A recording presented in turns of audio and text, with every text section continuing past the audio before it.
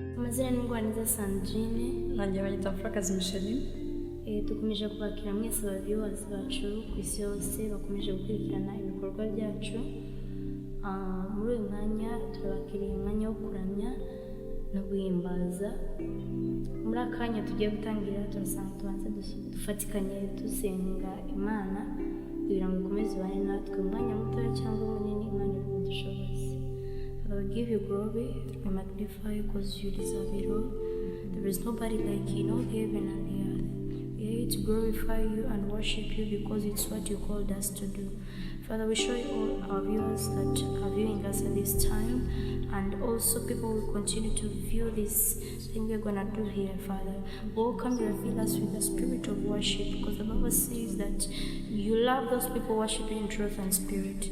As we're going to worship you, Lord, make us understand what we are doing and let us do it perfectly. In the name of Jesus Christ, we pray and believe. Amen.